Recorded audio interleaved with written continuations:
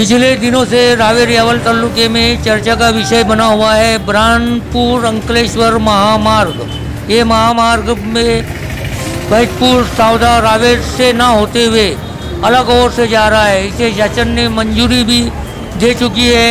यहाँ पर लोगों में और राजकीय क्षेत्र में एक चर्चा हो रही है कि अगर ये महामार्ग इन शहरों से होता हुआ नहीं जाएगा तो यहाँ पर छोटे बड़े दुकानदारों का, किसानों का, ट्रांसपोर्ट व्यापारियों का क्या हो सकता है नुकसान। इस बारे में यावल तालुके के भाजपा के तालुका अध्यक्ष डॉक्टर कुंदन पेगड़े साहब ने क्या कहा, हम आपको हमारे न्यूज़ चैनल जनता की बात के जरिए बता रहे हैं। मैं हूँ शाकिर मलिक, जनता की बात अब तक।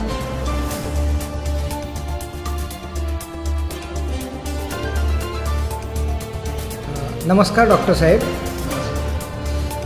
आपला बुरहानपुर अंकलेश्वर जो महामार्ग आहे शासनाने आदेश जारी केलेला आहे, त्या आदेशानुसार फैजपूर सावदा रावेर या शहरातून हा रस्ता न जाता दुसरीकडून वळवण्यात आलेला आहे। याविषयी आपल्याला काय सांगता येईल? या रस्त्यामुळे या भागाचा विकास खुंटला जाईल काय? तुम्हाला काय मत मांडता येईल?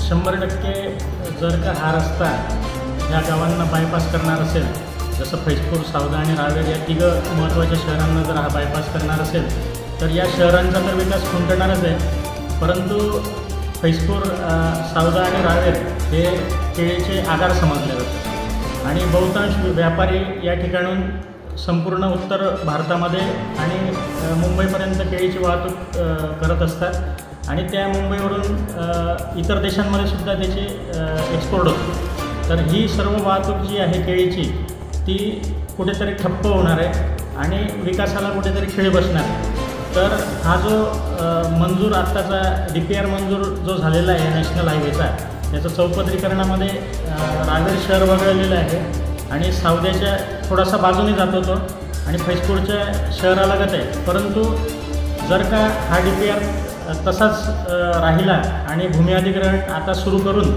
भूमी अधिग्रहण झालं तर पुढचा पर्याय म्हणून एकतर हे दोघं शहरांना या नॅशनल हायवेशी कनेक्टिव्हिटी द्यावी आणि दुसरी गोष्ट म्हणजे आताचा जो अस्तित्वातला रस्ता आहे तो नॅशनल हायवे कॅटेगरीमधून काढून तो राज्याकडे हस्तांतरित करावा आणि त्याच्यासाठी एक वेगळा निधी उपलब्ध करून द्यावा, जेणेकरून फैजपूर शहरापासून तर चोरवडपर्यंत जोपर्यंत महाराष्ट्राची हद्द आहे तोपर्यंत एक वेगळा निधी त्या ठिकाणी देऊन तो रस्ता चांगल्यातला चांगल्या दर्जातला करण्यात यावा, जेणेकरून विकासाची खीळ त्या ठिकाणी विकासाला खीळ नाही बसणार।